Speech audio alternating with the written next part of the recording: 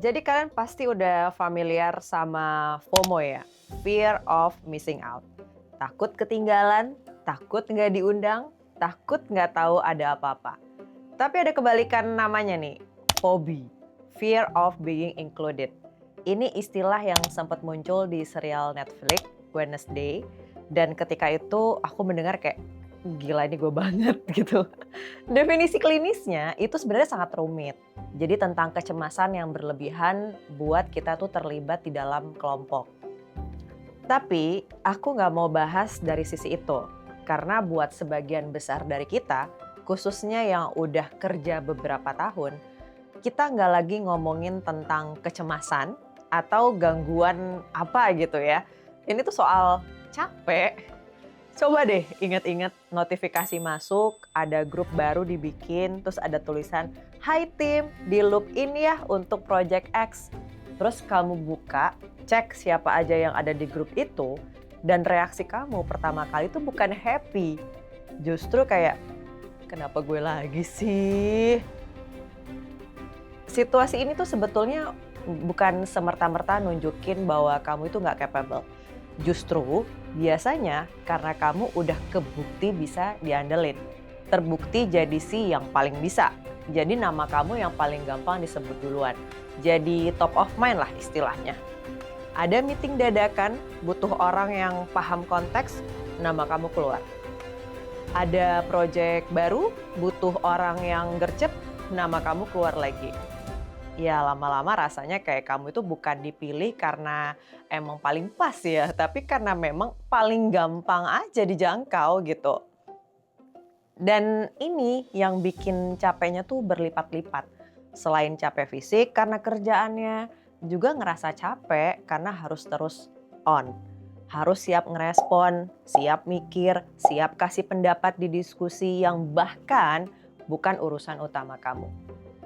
Ya kalau dibilang social battery itu beneran ada loh. Ada orang yang memang energinya habis kalau kebanyakan interaksi sosial, walaupun itu cuma di grup chat kerjaan, bukan ketemu langsung.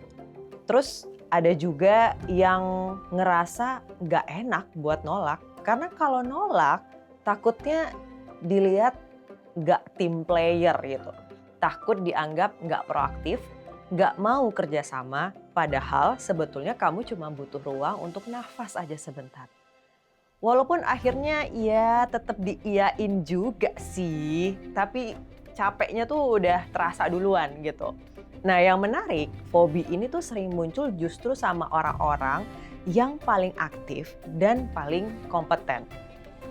Orang-orang yang udah kerja keras, udah kontribusi banyak, maka dari itu mereka itu jadi default choice buat semua hal.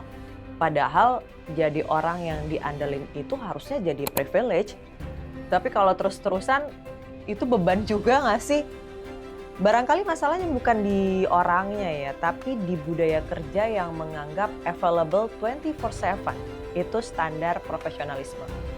Padahal nggak semua orang bisa dan nggak semua orang harus terus-terusan available juga. Ada batasan antara jadi kolaboratif sama jadi nggak punya batasan sama sekali. Nah buat kamu yang usianya di rentang 25 sampai 35 tahun, ini fase yang lumayan rawan nih buat fobi ini muncul. Karena di fase ini biasanya kamu udah cukup senior buat dipercaya, tapi belum cukup senior buat bisa nentuin sendiri mana yang mau diikutin dan mana yang enggak. Jadi posisinya tuh serba salah. Nolak takut dianggap nggak niat, diiyain terus-terusan, ya kita juga yang mau diar gitu kan. Jadi apa yang bisa dilakuin? Ya nggak ada jawaban yang gampang sih sejujurnya ya. Karena barangkali langkah pertamanya adalah sadari dulu bahwa perasaan kamu itu valid. Kalau kamu ngerasa berat setiap kali di-invite ke sesuatu, itu bukan berarti kamu nggak suka kerja bareng orang ya. Ya mungkin itu cuma tanda kalau kapasitas kamu itu lagi penuh gitu. Boleh kok sesekali bilang, gue skip ya yang ini biar bisa fokus ke yang lain. Gak perlu penjelasan panjang, gak perlu ngerasa berdosa, karena Orang yang buru-buru ngundang kamu ke semua hal itu, mereka juga nggak akan mikir 2 kali soal availability kamu. Jadi, kenapa kamu harus mikirin itu lebih keras gitu loh dari mereka? Nah, pada akhirnya mungkin hobi ini cara tubuh dan otak kita ngasih tanda ya. Bukan tanda ada yang salah nih dari diri kamu, tapi tanda bahwa kamu itu udah kebanyakan bilang iya. Dan nggak apa-apa juga buat mulai belajar bilang, kali ini nggak dulu ya.